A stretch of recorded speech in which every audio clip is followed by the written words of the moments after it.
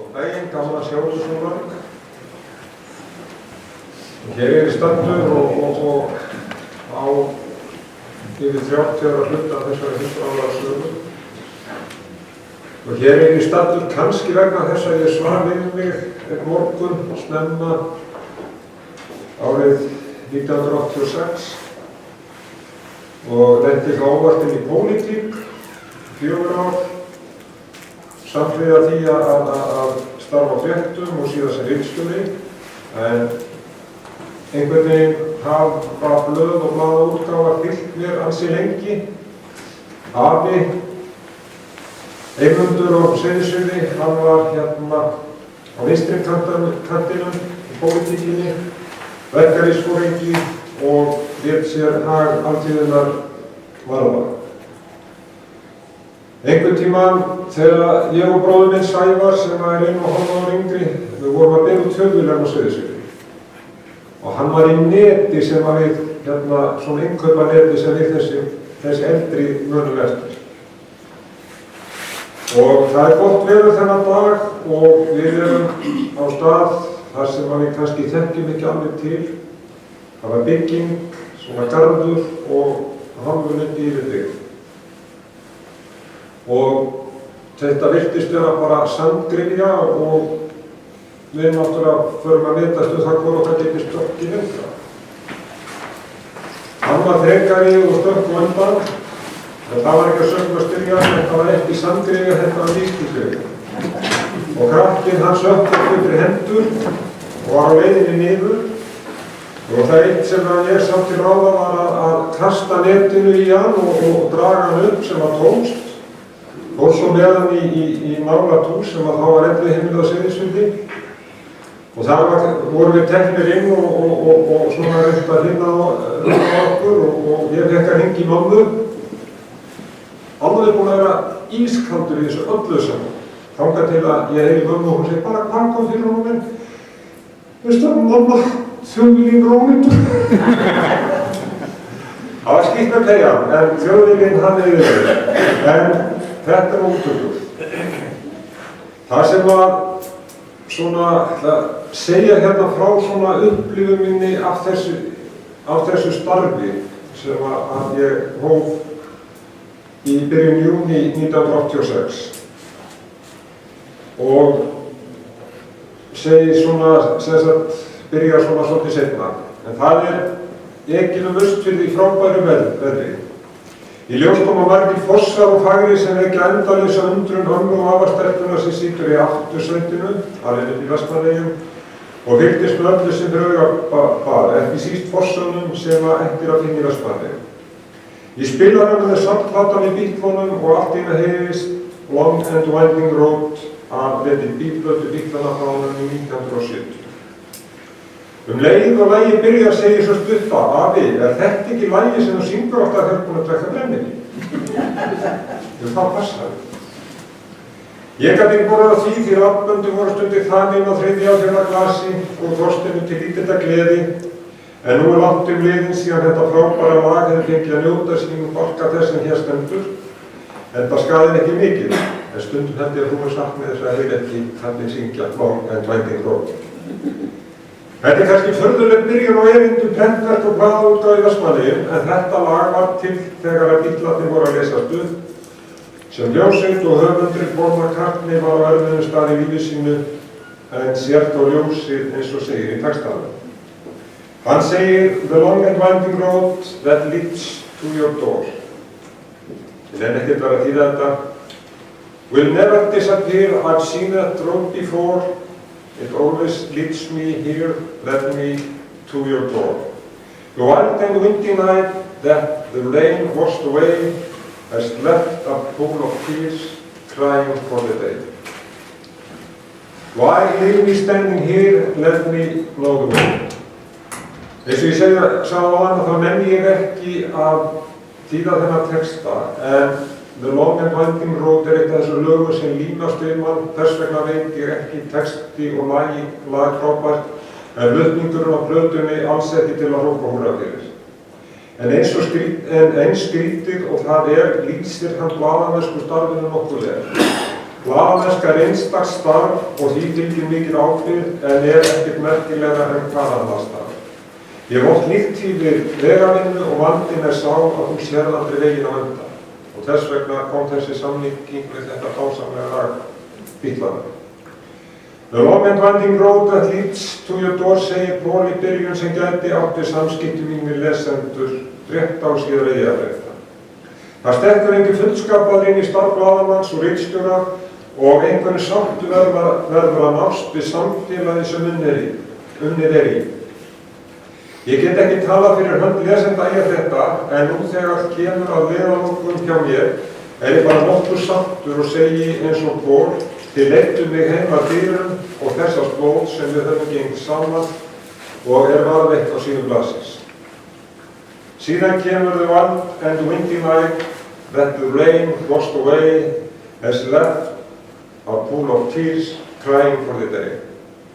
Nú er ekki akkurat það sem að Hermann Einarsson benti mér ekkert á, það gerir ekki og maður hefði að halda ræðu, verður það til að veifa þessum stóru höndum. Og ég held að það sé alveg rétt, en nú hendur okkar. Það var ekki létt verk, já, og sérstænt. Og eins og ég segi þetta við gengið upp og niður og beigjurnar hafa verið margar. Það var ekki til dæmis létt verk að stýra blað í Vestmannaeyjum þegar leiðin lá niður á við hér eftir 1990 og fram yfir aldamótin síðustu. Fólkinu fækkaði, fyrirtæki hurfu fasteignavörð var í lágmarki, þá urðu til sár sem að sum eru ekki gróin og viðnótt skömmu fyrir neikvæða fréttir. En oft var það þannig að reyna að draga upp allt það jákvæða í samfélaginu, en svo kom að hinum almennu fréttum og þá var ekki oft fína drætti að ræða því miður. Já, það er stundum gustan blaðið og ritstjóran og þá er ekki skemmtilegt að flytja fréttir sem mestar særa marga. Fréttir af fólkinu sem að lenda yfir í ógæfu eða orðið fyrir slysum. Sumt sker inn að hjartarótum og sumt hefði betur verið ósagt. Þegar mikið lá við var leitað álitsannara sem alltaf reyndist við. Einu sinni var Páley, nú lögreglustjóri fyrir valinu, og ráðlagði hún mér heilt sem var til þess að ég gerði ekki mín stærstu mistök á ferli sem blaðamaður. Tárin og sársaukin í því tilfelli voru þegar til staðar og ekki á ferli. Eitt sinn þegar að mikið gekk á og ritstjóranum fannst hann standa einn og gegn flestum hringdi Óskar á hófinn í mig og bað mig að hitta sig sem ég gerði. Þetta er bara stund sem ég gleði aldrei í lífinu. Erindið var að koma fram á framfæri fullum stuðningi við það sem ég var að gera og hvatningu til að halda áfram. Eins og ég segi, eitthvað sem gleymist aldrei. Svo heldur Paul áfram: While he is standing here, let me know the way, eru lokaorðin í fyrstu vísu hjá Paul, sem er ákall að vera ekki skilinn eftir einn og vegarlaus. Á þeim tímapunkti leið mér nákvæmlega svona í starfi ritstjóra en gafst ekki upp og ekki heldur lesendur á mér. Þess vegna stend ég hér ásamt því góða fólki sem starfað hefur með mér á fréttum sem eru nokkuð stór hluti af útgáfu Fréttasögu Vestmannaeyja eða rúm 30 ár af þeim 100. Enginn hefur komið frá sér fleiri blaðsíðum en þessi hópur sem að Gísli Valtýsson fór lengstum fyrir. Í 30 ár eyddi Gísli meiri tíma með hvor öðrum hendur með konum. Og ekki vorum alltaf sammála rifist og aldrei. Hann hafði mikið metnað fyrir fréttir og fyrirtækir og sagði aldrei orð þegar ég fór upp til hans og sagði: Heiði, nú er að stakka blaðið. Já, allt í lagi, sagði hann, en það bitnaði ekki á neinum eins mikið eins og honum, því að hann gat kostað það að hann var ekki að vinna til 10 kvöldi, heldur kannski til það Svo hérna, já, eins og ég segi, samband okkar var náið og eitt dæmi það er til dæmis þegar að hlýna grillin okkar Þorsteinn fauk úr fótarnum. Það var norðvestan rók og ekki nóg vel bundið. Hvað haldið þið að klíminn hafi lent? Hún fór ekki að blekkja Gísla. Nei, hún fór inn í skotið í skýlinu sem hann búinn að byggja fyrir framan hérna útidyrnar og þar bara beina eftir því nægina. Og en svona skotnar sögur úr andvikinu. Það eitt sem að ég hef aldrei sagt frá. Ég sagði þetta í góðum hópum daginn. Það var fyrsta sumarið mitt þegar það var sumar 86, þá kom fyrrverandi uppáhaldsljósið mín til Vestmannaeyja í heimsókn. Og þá var með Sjaldós. Og hver mann ekki eftir Sjaldós og Kvipritsa. Nú, þegar að bílarnir komu og hörðu að þá vorkenndi ég alltaf Sjaldós að þeir skyldu þurfa að víkja til Hera. En allt í voru þeir hérna mættir og ég í siglingu með þeim, Marvin, gítarleikarinn, Ljúfi, gleraugun, Bruce Wells á gítarinn og Brian Bennett, tromman. Við förum í siglingu og það var ábyggilega með Óla Grens og Hjallóstöð. Og þeir voru svolítið góðir með sig og svona, það var kannski ekki rosalega skilning á þessum einhverjum gaur sveitamanni hér að vera að reyna að tala við þá, en þó kurteisir að hendi Breta. Ég var með fyrstu Jessica-myndavélina sem ég gekk og til ámóta og ég myndaði. Og þetta var svona, þetta er eitt af þessum augnablikum sem að blaðamannastarfið gerir. Þú kemst í tæri við fólk sem að þú þekkir bara askur og átt ekki möguleika á að hitta annars. Nú, siglingunni lauk og ég fór heim, fór upp á blað, setti mig í stellingar að skrifa greinina, fyrir inn í myrkraherbergi, opna myndavélina. Það er glemst að setja inn í greinina. Þetta var ákvæmt, en stundum þarf að gera mistök til þess að læra það. Nú, það er mikið talað Herjólf núna og það er ekki fyrsta skipti. Ég segi Sara Sjöfn, þegar að hún er tekin við og þegar allt dettur í dúna vonandi samgöngur í Vestmannaeyjum, þá verður hvað kemur í staðinn til þess að fylla blað. En einhvern tíma þegar þessi var í smíðum, þá voru deilur pólitískar og stundum ekki mjög málefnalega og einhvern tíma fengum við fréttir af því að þetta skip hefði farið í líkanaprófum og hann hefði grafið sig talsvert niður á aftan, á siglingu. Og ég er að berja saman frétt á síðustu stundu og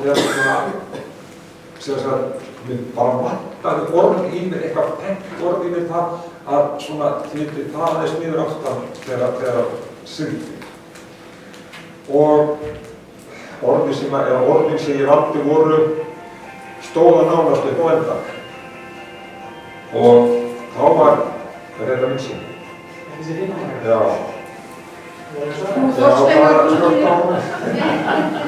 Nema að Ragnar, vinur minn, var ekki sérlega hrifinn af þessu að hafa þá í stjórn, byggingarstjórn, og hann kemur inn á blað og ég held ég aldrei sé mannin eins ræða og hann svoleiðis heldir með skömmuna og ég gat náttúrulega bara ekkert sagt því að þetta var allt satt og rétt sem hann sagði. En það sem var kannski, en ég langar til að segja annarsögu, hún er að Stebbaröð.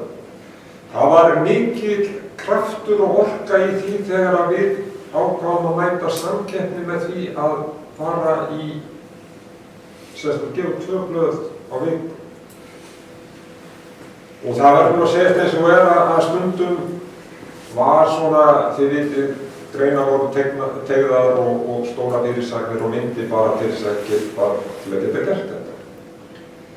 Og einhvern tímann kom frá lögreglunni að það hefði fundist einhver, ég held að það hefði ekki náð grammi hass sem að fannst á verðbúinu vinstristöðum.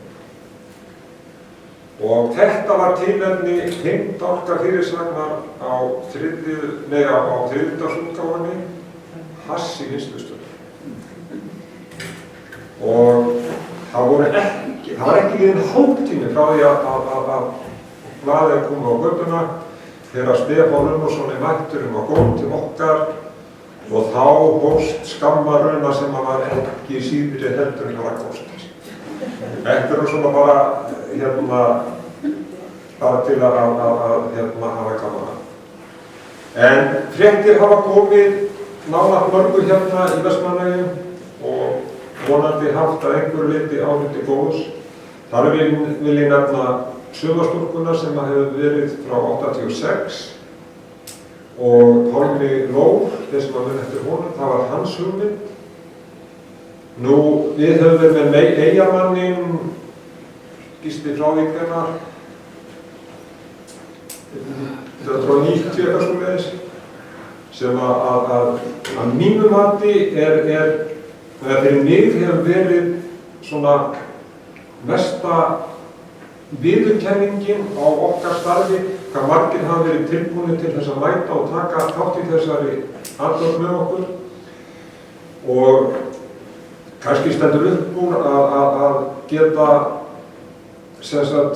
glatt menn eins og Sigurgeir okkar í Skuld ljósmyndara og Sigmund teiknara að það svona eitt af þessum augnablikum sem maður gleymir ekki. Það líka þegar maður lítur tilbaka hvað þetta samfélag Vestmannaeyja hefur breyst mikið. Í dag að þá, við erum ekki í nokkru vandræðum með að fylla blaðið. Það svo mikið að vera, það til dæmis bara þessa helgi, við erum að tala hérna 3-4 viðburði sem eru tilefni til blaðaskrifa. Safnahelgin sem nú bara ein stór menningarveisla að það hún var á 2 síðum hjá okkur í síðasta blaði en hefði alveg verið tilefni til meirumfjöldunar. Nú fréttabikkarinn þar sem að efnilegu fólki í íþróttum eru veittar viðurkenningar hefur líka verið mjög skemmtilegt. Og þessi okkur oft hrósað fyrir öflugt blað og gott blað og ég ætla ekki að bera á móti því. En á bakvið þetta liggur mikil vinna, en þetta líka sýnishorn og sýnir mjög öflugt og kraftmikið samfélag sem Vestmannaeyjar eru og það eitthvað sem við verðum að varðveita. Nú, ég ætla ekki að hafa þetta mikið lengra en að það var bent á því áðan. Nú Sara Sjöfn Grettisdóttir tekin við, öflug kona sem ég vona að þið eigið eftir að styðja í starfi. Kannski ekki næstu 30 ári, ég veit það ekki, en fyrir mig bara mjög gaman að vinna undir hennar stjórn. Hún ákveðin og veit hvað hún vill. En það var bent á það áðan að það voru hausar og nöfn ritstjóra sem hafa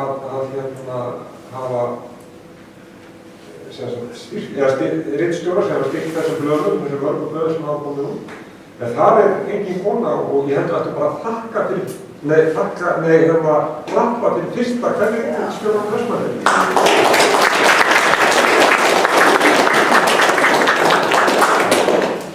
Nú, bærinn að kynnt í gær einhver útgáfu og ég ætla ekki að tala mjög út hana en svona ætla að kynna mér það betur. Svo ætla ég að sýna ykkur eitt svona í lokin. Það skriftin. Einhvern tíma var ég að taka viðtal í húsi við konu og konan og dóttir hennar 5 eða 6 ára satt á móti mér og sagði Ómar, hvað að gera? Þá var ég að reyna að skrifa. Fyrir stuttu var frú Þorsteina að baka pönnukókuraflískar og vantaði uppskrift sem að viss að ég átti. Svo þegar ég kem heim, hún sagði Ómar, ég bara gat ekki skilja þetta. Hún fór inn á netið að lita henni. En svo í lokin þá óska ég Söru og því unga fólki sem að taka við alls góðs og ég vil þakka Gísla og Guðbjörgu og öllu sem hafa starfað með mér fyrir frábært samstarf og ef það einhver tilkynning sem að mér efst í huga þá er bara þakklæti til kannski frú Þorsteini, hún leiði mér að starfa í þessu og svo bara þakki til ykkar allra og Vestmannaeyinga fyrir að hafa gefið mér þennan séns. Takk fyrir.